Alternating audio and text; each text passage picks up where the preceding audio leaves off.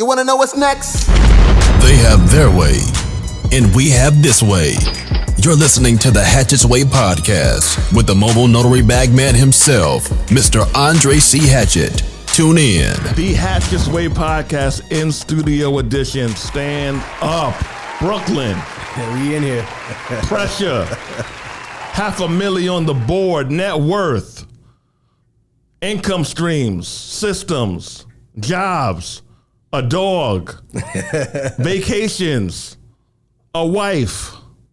And $500 million on the board. Anthony, what up, man? What's happening, How you Dre? feeling, man? I'm well. Good to be here, man. Thank you for having me. Thanks for coming out, man. Great guy.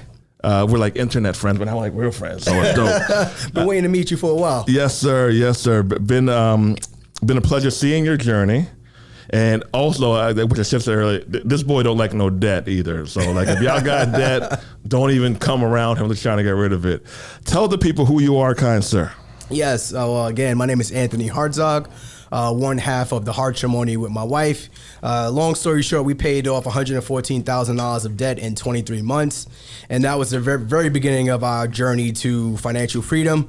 Fast forward to today, we own a rental property. We have a car rental business, and we own a residential cleaning company here in Dallas 3 years ago. And we just reached our 500,000 sales. So Ooh, cold. 500,000. So with all this going on, so 500,000 in sales, so it's like 130, 150 a year or so? yeah.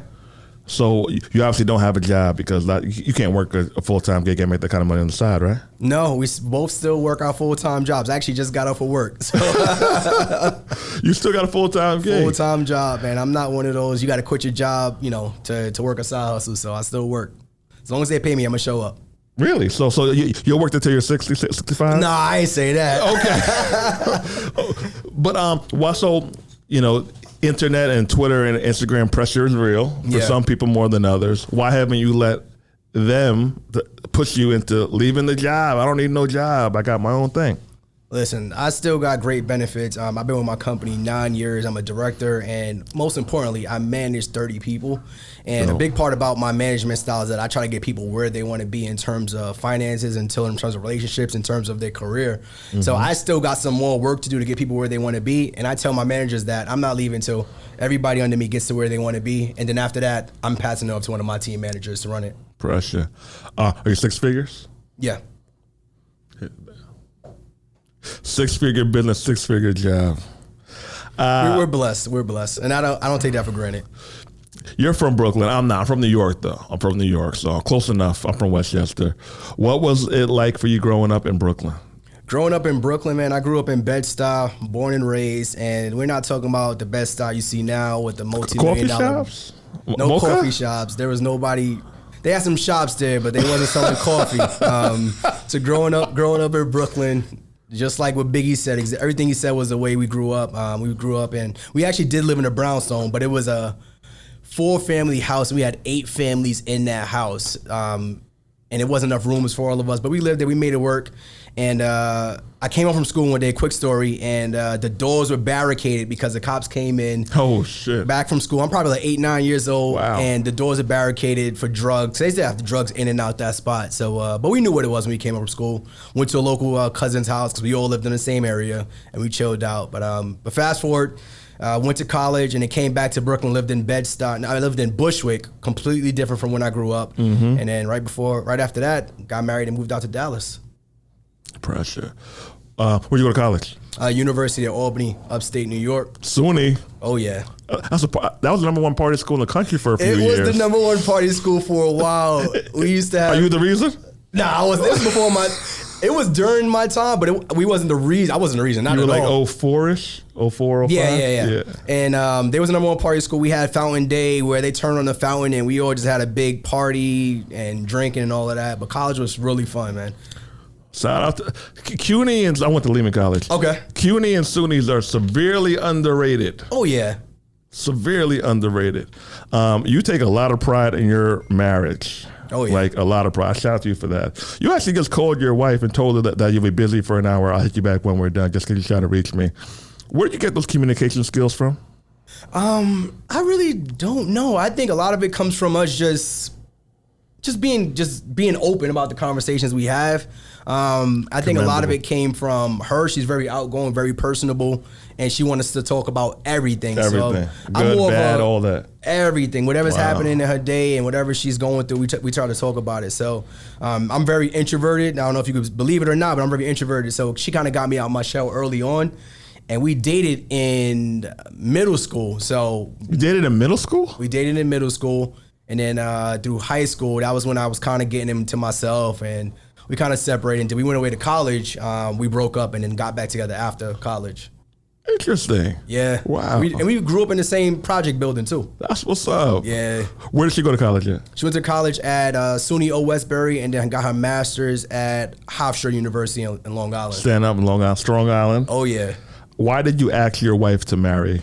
Man, I told her this early on, and her family, we used to have a running joke like, oh, yeah, you guys going to get married. And I was like, yeah, I'm going to marry you. This is probably, 16, 15. You know, you're just saying things at that point. But I knew in my heart that we would definitely come back around. So when we rekindled after college, I was like, oh, this got to be a sign. Even though we were in the same building, I wasn't going back home as much as she was because she was in Long Island. I was upstate. So when we got back together, it was like, this is definitely going to happen. And I was dating at the time, but I knew it was going to happen. I even told her that. She had a boyfriend at the time too.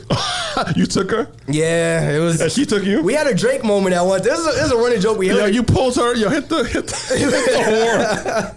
He pulled her from her man. Was it Marvin's room? It was Marvin's room. It's Drake's whole life. I was drunk one night. And, those are the best ones. Yo, when the story starts with I was drunk one night. The story starts like that. I was drunk one night, and I'm like, yo, man, she was driving me home from a party. I was too drunk, and she got her boyfriend called. It was platonic friendship. Her boyfriend called. I'm in the back, like, slumped drunk, and she's like, be quiet. I'm like, man, F him. This is a hat. It's not a cap or anything. It's just a hat. I'm like, F him. He don't know what he got, blah, blah, blah. And listen, I'm a man, and I told him the next day, like, listen, I shouldn't, because we went to a park, because there's a Greek park or whatever. And I told him the next day, like, listen, I apologize. That wasn't friendly of me. That wasn't manlike. I meant it, but I apologize because I shouldn't have said that. And she respected me for it. How long after that did y'all get together? It wasn't too long. Was it the same year? It was the same year. Pressure. Shout out to y'all. How old were you then? This is after college, so we was, I want to say maybe like 22, 23, around early 20s. Okay. And you've been together ever since then? Yeah, we were dating ever since then. Good stuff. Shout out to y'all. And we've been married for about to be 5 years in May. Pressure. How is it working with your wife? Man, I tell this all the time. Like, if I wasn't married, I'd either be rich or I'd be really broke. Because wow, I'd be really rich or really broke. One of the extremes. Very, very extreme. And I say that because I got so many ideas, and most of the time she's like, you might want to think about that, or this is probably not the time for that, or you think we should add that to our plate right now? Yeah. And most of the time we probably can't, so we don't. But it's a blessing because I got somebody who has my back all the time. But also I got somebody who's gonna kick me in the ass and let me know, like, all right, we can't do that. Yeah. But I always say marriage is a cheat code, especially in business, because you got somebody who's right there who's gonna give you your flaws and let you know how well you're doing. But it's been a blessing, man. I'm happy to be on this journey with her. We were talking earlier off camera about summers in New York City. Oh, yeah. The rooftops, the after work happy hours, the parks, the theater. Are you missing New York being in Dallas? Man, I miss summers in New York being in Dallas, but I feel like Dallas has brought so many opportunities. I don't think I'd be here with you if I was in New York. I don't think I've met these brothers behind the cameras. And we've gotten so much further in our life, because the problem with us living in New York was you work so hard to kind of just stay above water. Literally. You work so hard just to kind of float above water. Like, you go to work, you come home, you're on a train, you're angry, you're upset, and then you just live for that weekend. So being in Dallas, it gave us so much more free time. And it's funny, since we moved out here, a lot of our friends who were living in New York, they've either moved to Jersey or they moved to... They got the hell out of New York. Atlanta, they moved to Charlotte, they moved to different states. And one of my friends, he actually moved out the country. So people can see the value outside of New York. I love New York. It's my heart, but I think the value that we get in Dallas is just different. I agree with that. Oh. You don't like debt. Nah. You hate it, or you just don't like it? I'm not against debt. I feel like there is a lane, and do you have any debt? No. All right. Yeah, what he gets? He don't like no debt. He just don't want to share nobody. Okay, go ahead. And I say I'm not totally against it because, there was a point in my life where it was like no debt, no nothing. And then it was because we obviously couldn't manage. We had too much debt, and once we kind of got in front of it was like, all right, we know how to manage credit cards better. We know how to manage our debt. And there is a such thing as leverage. And I believe in leverage. That's true. But I think one of the challenges is that people start to over leverage. You start over leveraging credit cards. You start over leveraging debt. And it becomes a crippling factor for your life. So when we paid off our debt, we haven't used credit cards. It was like 2-3 years. We haven't used credit cards. And we haven't used credit cards. And when we did, it was like, wow, we haven't used this card. We had a card that canceled on us because we didn't use it, which was... That sucked because our credit score dropped, but then it always comes back up. That's the thing about credit, and your credit score always comes back up because they want you to use it. So I'm not totally against it, but I think at the time we were in our lives, we just weren't for it. Gotcha. And I believe there's a time and a place for everything. For your rental property that I shout to y'all for on the rental property, did you finance that even? We did. We financed that, and I'm literally trying to pay it off. I'm trying to pay for cash right now for it. So wow. Yeah, I want it. You don't like that. And I think I'm totally fine with leveraging, but I just feel like at some point you just don't want to over leverage. You see people who are like, I got 100 properties, but you got tons of debt on them. What happens if I respect it? What happens if you just aren't able to pay them? It goes downhill. Yeah. I respect it. What got you on the pay off the debt journey? Man, what happened? So December 2016, we were going to use our credit cards like we normally do to buy Christmas gifts. And that's what we did. It was like $5,000. We put the credit cards we put the Christmas gifts on the credit cards. And then we were trying to pay it off, and we realized that we had to go into our savings account. That's what happened. I couldn't remember. You had to go to the savings account. We had to go in our savings account to pay off the credit cards. We didn't have the money in our checking, savings, and all that stuff. So I was like, listen, we can't live like this. So 2017, January comes, my wife was like, all right, I want to travel more and I want to save more. I'm like, that's going to be almost impossible to do because it's literally hard to do both. We want to travel more and save more. So let's just focus on one thing. If you want to travel more, we could do that. Let's focus on paying off the debt. And she's like, why? I was like, listen to this Dave Ramsey guy. And he talked about paying off debt. And I was like, it might be a good idea for us to try it. And I was like, I promise if we pay off the debt, we could travel as much as you want. And she wasn't for it. She's like, nah, nobody pays off debt. That's not a real thing. You never hear about that. Because you never hear about people in our community paying off debt or even talking about paying off debt. It's kind of like you got student loans, you got car notes, you're going to die with it. So it was Valentine's Day. She got me the Financial Peace University course, which is like a 9-week course with Dave Ramsey. You sit down and go through marriage counseling, relationship counseling, or just money counseling. Because we did that class for 9 weeks. Every week we were there, front row and center, and it was game on after that. Wow. Do you have a budget? Oh yeah, we budget every single month. And I know they did because they talk about it on social media. And we're gonna tell you how to budget too. And the reason we budget is because we want to know what's happening in our finances, just like we want to know what's happening in our businesses, just like we want to know what's happening in our relationships. So we go through this stuff every single month. It's not just a budget meeting; it's more of a family recap for the month. What's happening? Let's sit down and talk about it. So we do that every month. Do you go over all your expenses? Yeah, because we have one joint checking account, and all of our money goes into that. So her money and your money, all that. Yeah, it's all one. We one family, one money, one budget, and it's all. And I know other people. Some people are like, I want my own money. I don't want him seeing. She knows how much I make. I know how much she makes, and it all goes to the same pot. And the only money that doesn't go into that pot is our. I call it our allowance. But I don't use the money, so my personal money is kind of grown because I don't buy much. I might buy a pair of Jordans here and there, but and that's how we budget our money. I respect the unity. I respect the unity and the openness and the one accord that y'all are on. Yeah. Did you grow up seeing that? Did she grow up seeing that? Or did y'all learn that from some books or somebody else? That's actually an amazing question because she grew up in a single family household. Her mother's a teacher. Her mother's still a teacher, and she needs to retire. We've been trying to get her to move down here to retire. Okay. That's another story. Teachers, side note, teachers work, yeah. Teachers work, especially in New York right now with everything that's happening. They work. So salute to them. Shout out to the teachers. Shout out to the teachers. So she grew up in a single family household. Her mother supported her, but her father was in her life too. So she didn't have that, dual family relationship, but her father was in her life to a certain extent. Me, on my side, I had my mother and my father. We lived in the same house always. My birth father passed, but then my stepfather stepped in, and I saw that kind of dynamic a little bit, but that's what's up. I just knew he always wanted to make sure she was taken care of. So I wouldn't say I saw the money part of it, but I saw him always trying to just take care of the family and take care of her as well. So I'd say a little bit of that. Deep. If you buy a primary residence, because y'all rent now, or y'all got if you bought a primary residence, would you buy a primary residence? That's a problem. I won't say it's a problem. That's a discussion we have all the time. Is like, do we want to buy a house? And we was like, all right, 2021, we're gonna buy a house because our lease was up.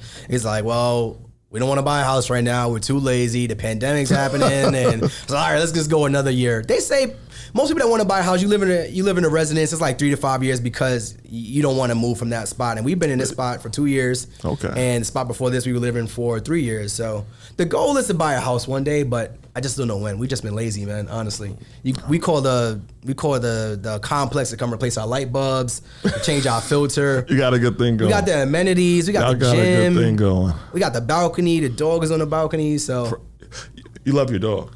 I love my dog, man. Love your dog. Your dog, the gym, the wife, and trips. How often are y'all on a boat or a plane? In a foreign country. The first time we spoke, you were in Africa. Yeah, man, that was a dope experience. Africa was a dope experience. It was my first time going. I'm not huge to travel. I'm not into traveling much, man. My wife is. You look like you're having fun though. That's the thing about me, right? If you get there, you're gonna be live. I'm not the person that's gonna plan. Like she's like, all right, here's where we're gonna go. We're gonna talk about the budget, whatever. Sometimes I don't even talk about the budget. I'm like, all right, cool, just book it because we have a travel savings account. Every single check that comes in, money comes out, it goes to the travel savings account.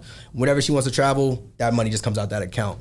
So damn, y'all are organized. Yeah, you gotta be, man. You can't. We're not just gonna get up and just travel to Africa. We like Excel spreadsheets and all this stuff. Nah, we don't. How do y'all break it down? It's just automatic at this point. Literally, we got rules set up in our Capital One bank account, our Ally bank accounts, where it's just every single check that comes in, this percentage goes to travel, this percentage goes here.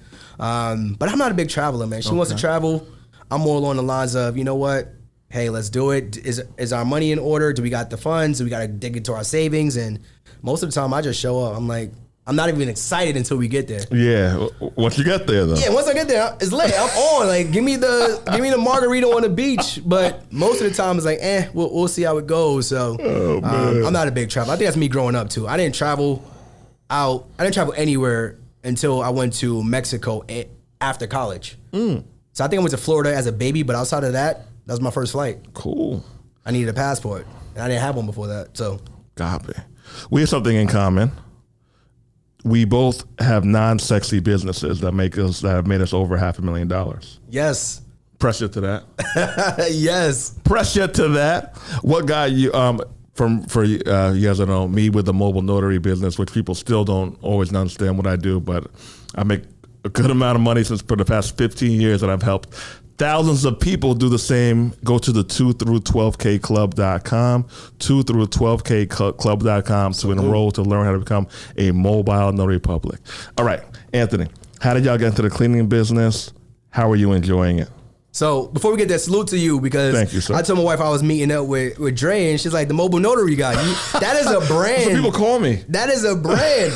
So salute to you. I appreciate that. Shout out to the wife. Shout out Queen. It is not a sexy business. Who wants to clean houses? We didn't want to clean houses. And the reason we started our business, number one, we were trying to pay off debt. So I was listening to a podcast. Most of my stories start like I was listening to a podcast, so I was drunk. Two of the best ways to start a story. Oh my God. I was drinking too much. So I was listening to a podcast and heard this story about a college kid making over $10,000 a month cleaning houses. Wow. And I said, we was featured on that podcast too. But it was like, no way. And I hit him up and he told me like, yeah, man, that's what I do. That's how I did it. I'm like, all right, cool. He gave me the very basics, but I got to figure the rest out. Copy. I'm on it. So brought it to my wife. I was like, listen, we're going to start a cleaning business, but we're not going to clean houses. She said, how the hell are we going to do that? I was like, we're going to subcontract the work out. So that's literally the way we started our business. We consider ourselves like the Uber, the Airbnb, the Amazon, the Lyfts. Pretty much there is a service. There's a person who needs that service, and there's a person who can perform the service. And we just connect them. Middlemen and your way to millions. Yeah. And you also started teaching people how to do this online. How have you been enjoying the course creation, e-commerce business side of things? That came at a perfect time. That was a blessing because we were in the business for 3 years at that point, and we never thought about teaching it. We used to put the information out there. We do some IG lives. People ask questions, but we didn't know that there was a market for it. That people were really interested in hearing about this or learning about it, especially from us. So we could have started it year one and created a course, but I think it came down to the pandemic started. Yep. And the cleaning business started slowing down, and we had more time. And I was like, I want to create another course. And we hopped on IG Live, and I was like, I'm gonna do something. And I said, I'm gonna do something. So we hopped on IG Live. We gave away the whole course on IG Live for like an hour. And I was like, all right, guys, we're gonna create a course. If you want to buy the course, I created the link while we was on IG Live. I was like, go here. It's a pre-sale. Go buy it. And I told my wife, $99. I said, yep. $95, $99? It was $99. And I said, 3 people buy it, I'm gonna create the course. I'll do it myself without you. And she's like, I was like, I'll do it myself. I was like, that's enough incentive for me to go and do it. And she's like, no, if 10 people buy it, we'll do it together. I think we had 50 pre-sales. We had 20 from the IG Live, and then we had like 50 pre-sales that week. And I was like, oh wow, people want to know this information. And then from there, it was like documenting everything that we were doing. But the thing about it is we were also kind of documenting it, our SOPs, in case we brought somebody in to kind of help us manage it. What does SOP stand for? Standard operating procedures. Gotcha. So we kind of was writing down everything that we were doing, and we already had it written down. So it's like, if we just take this and turn it into a course, but also make it relatable to people. Relatable's big. And people were just buying it. So it's been a blessing, man. It came at the right time, especially in the pandemic, and it's been a blessing. And we love it. We love teaching. Pressure right there. How you doing with the sales? It's good. We've had, I think, almost 900 course sales. We've done, I think... That's a lot. I think we've done 90,000. Put a Billy on the board. I think we've done 90,000 in course sales, and consultations we done, I think, about 10,000 in consultations. And we're gonna raise our prices soon. So you had 100. You had 100 with that. Yeah. It's started April, May probably. I think May. 100 bands. Monetize your gifts, man, boy. Monetize your gifts. Shout out to y'all. Yeah, I appreciate that. How many income systems do you have? I don't know, man. Rich people stuff. We heard that 3 times today. 3 times people did not know how many they had. Because the thing about it is, it's like we like, even my wife, she does therapy, and I keep saying my wife, Janoka, she does therapy, and she has 2 platforms that she's on outside of her 9 to 5 that take up some hours, but she loves doing therapy. So that could be counted as 2. We're gonna count our 9 to 5s. Yeah. That's 4. Each of us got our 9 to 5s. The course, the consultations. 6. The group, we have a group, paid membership group. That's 7. I love paid membership groups. Paid membership groups. I love it. And the thing about it, we started to pay membership because we're getting so many questions on the same thing. I was like, you guys just ask each other. And we started doing monthly conversations, monthly meetups with them. So we try to provide value to them, but also they can provide value to each other. I think we had, what was that, 8? Yeah. I don't know. I think at 8, I think it was just 8. We actually just bought a virtual assistant company too. Oh, 4, because we were doing. You hear this, Jalen? And we did this because we were actually using the virtual assistant company for our cleaning business. Yeah. And they were gonna close, and I'm like, no, we can't have you guys close. Like, how can we provide value to you? I was like, I'll run this myself. And they was like, nah, we don't want to run it. It's not making money. I'm like, all right, it's not making money, but I'm getting value from it. That means they are underselling it because I'm not paying nothing for this. It was like $400 a month. I'm like, I'm not paying nothing for this, but I know the value. So that means it's an undervalued business like real estate, like anything else. I was like, let's find out how we could grow this. So we never been in virtual assistant business. We just know we like the service because we use it and we know it provides value.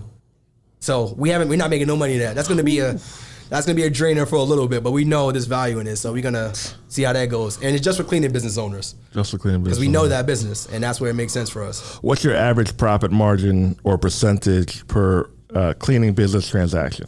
25%. So if it's a $200 job, you getting 50? Mm-hmm. Not and bad. if you do enough of those, we do about 6-7 jobs a day. That's the way we kind of tell our students. It was like, well, how do you make money from it? It was like, well, you don't make money the first time you're doing a job. The money is in reoccurring income. So we start a month. Now we're at the point where every month is $10,000 of money. We don't have to fight for. We don't have to pay for. It's not ads or anything. But anything above that, you either gonna pay for. It's gonna be profit. So we try to do about 20-25% profit margins on that. Sweet. Why do most people not create a budget and or stick to a budget? Because it's not sexy. But you know what you do? It's not sexy. You know what we do is not sexy. But we're doing all right. Yeah. We're doing all right. It's not sexy. When you tell somebody you got to create a budget, it's like, I don't want to do that. But to me, a budget is you telling your money. And they might feel like they're being cheap. Yeah, exactly. But it's you telling yourself how you're going to spend your money. Once you kind of think about it like that, it's like, all right, I got $10,000 a month to budget. How am I going to spend this money? Versus I'm restricted by what I could use in this spreadsheet, whatever you want to use. So that's one way we think about it. How are we going to spend our money this month? Is it going to go mostly to savings, investments? Are we going to try to do something else? Are we going to pay off debt? That's good. Real quick, guys, check out this commercial. Bam. This self-employed money is real nice. If you want the entire blueprint with the step-by-step process to starting your mobile notary business, then we've got the solution for you. Learn how to land clients, the power of low-cost marketing strategies, easy logo and website design, how to notarize wills, power of attorneys and loan closing documents, and so much more. All for this special price. For more details, notarybootcamp.com. That's notarybootcamp.com. You guys put out I love you guys' transparency too. It's so helpful. You guys put out a post. It's some really good slides too. Your little, I don't know if it's Canva or whatever. Y'all use for the slides. So, yeah, slides is tight. You guys have a net worth. Cue it, Jay. $500,000. Put a Billy on the board. That's the New York thing. Y'all know about that. Congrats on that. Thank you. You're 35. Yep. Your wife is 32. Yep. 31. She's turning 32 this year. Okay. But yes, pretty much. That's a lot of money. Growing up in Brooklyn, man, I never thought I'd have a property. I never thought I'd have a business. Never thought I'd have anything that we have. Wow. Being in debt, never thought we'd be able to kind of get to where we are. And you were in debt 4 years ago. Yeah. 100 plus. Yeah.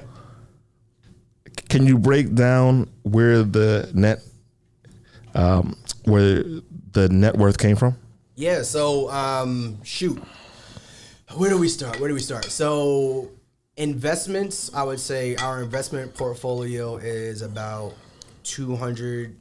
About 100, 200 in our brokerage. Were you talking about that? Was that how you want to break it down? Yeah. If you could do that. About 200 in our brokerage. And that's stocks. That's stocks. Mutual stock. Yep. Okay. Retirement, I think, is about another 200.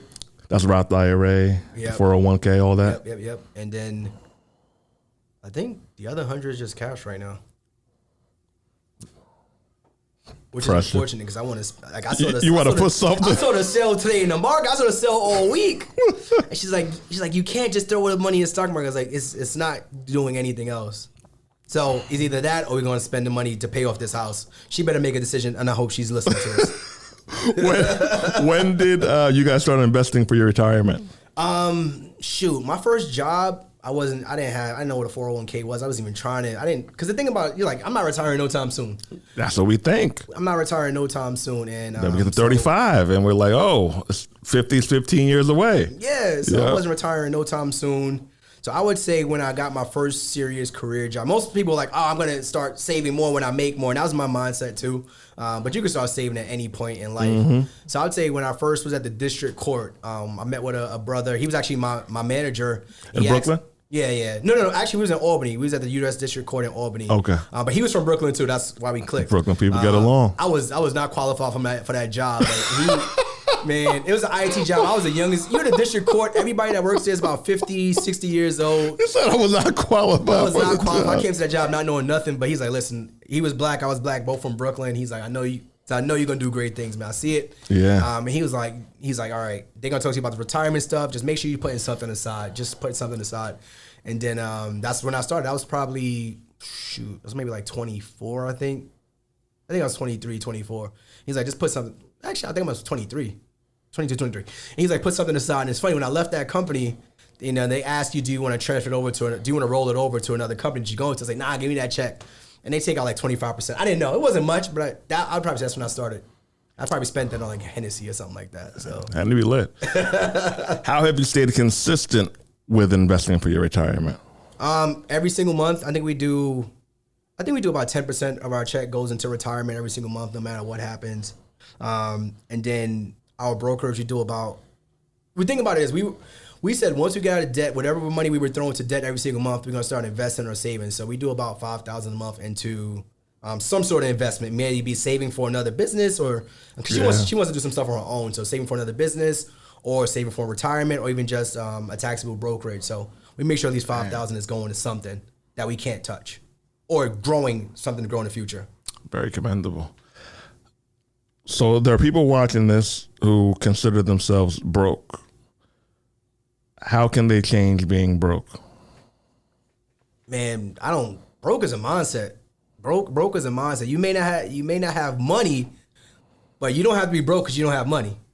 If you broke, I can't fix that. But if you don't have money, we can fix that. There's tons of ways you can raise your income. And I even tell people, I didn't think about picking up a job. I worked at Equinox for $9 an hour. And after college, as an adult, 3 years ago, I was working at Equinox $9 an hour, making over 6 figures at my job. That's a pause. That's a timeout. I know people who are jobless and or broke who wouldn't do that because they are too prideful. You were making $100,000 plus at the 9 to 5. You worked for $9 an hour to pay off your debt and to stack more. Yeah, highly commendable. I appreciate that. How did your ego not get in the way of that? We had goals that were bigger than today. Our goals are bigger than just now. That job was bigger than right now. That $9 was bigger than right now. So everything was long term.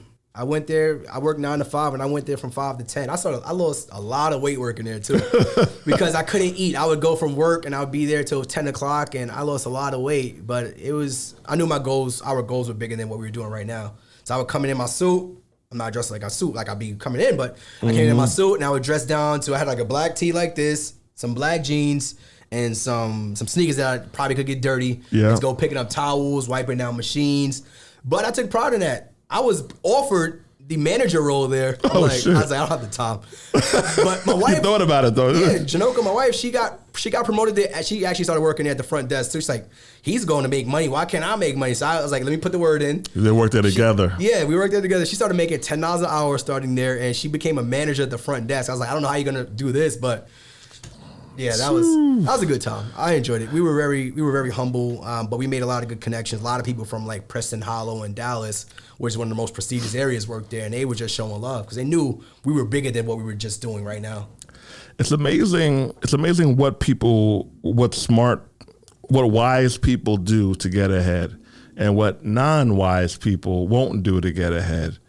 $500,000 net worth. Worked not for $9 an hour while making $100K at the gig. That's a big deal. So back to let's say the broke thing. Yeah. What are some action steps someone can take who says that they can't save money, but they work full time? Yep. That they don't make enough money and they can't save money. What are a few action steps that they could take? I would say the first thing is figuring out, is there anything that you could cut in your budget? I hate to say, especially it depends on where you are in your financial situation. But I would say find out if there's anything you could cut, and it's gonna take some time. It's not gonna be something that's gonna happen overnight. Yeah. So find out if there's any. It's like let's say you got a pot and you got all the water in that pot, but there's a hole in the pot. That means you're gonna start losing the water which is your money because it's leaking out the pot. So find out if there's any holes in your pot. Like we'll sit down and we'll go through people's budget, and it's like, oh, I didn't know I still had that subscription. I haven't used that in months. It's been over a year, and that's $10 and stuff. That's nothing. But it adds up. So it's $10 here. Cell phone bill was another. We saved money by we had a family account, just me and my wife. We were paying $200. I was like, wait, we moved to her father's account. We brought her cousin on. Now it's 6 of us. Now we pay $80 a month for both of us. And I was like, so now. Wow. So now we're saving that money. All right, you just saved on the subscription. That's $200, over $200 a month you could be saving. So number one, find out if there's any leaks in your Cut the fat out in your money. But then also we talk about raising your income. Find something that you could raise your income. That could be another job. Most people say I don't have the time to pick up another job, and there's always time in the day. But let's say you don't have enough time. Is there any skills that you could exchange money for? So let's say it's not physically going to a job, which I understand. Is there anything online you could do? Can you become a virtual assistant? Is there anything? You could be an admin for someone. There's tons of things you could do online where you can start to raise money. Can you create graphics for someone? You're not leaving your house. Canva, hit it up. Master that. Go to Upwork.com. I was actually doing blogging for people in the financial space early on to kind of make I was making like $10 a blog. Nothing much, but it adds up. I wasn't leaving my house, so I started writing financial articles for people. Wow. So there's tons of ways. I would say also trying to raise your income. So cut the expenses that you can. I know there's only so much money you could cut, but your income potential is unlimited. You could always make more money. Always, no matter how much you make. There's always the ability to make more money. So find out if there's any incomes that you could just add onto your plate. So we're men, we're dudes, we're from New York. What if we're meeting a woman or dating a woman and she calls us cheap because we have a budget and we're sticking to our budget? Pressure? Man, I would say, hey, she may not be for you.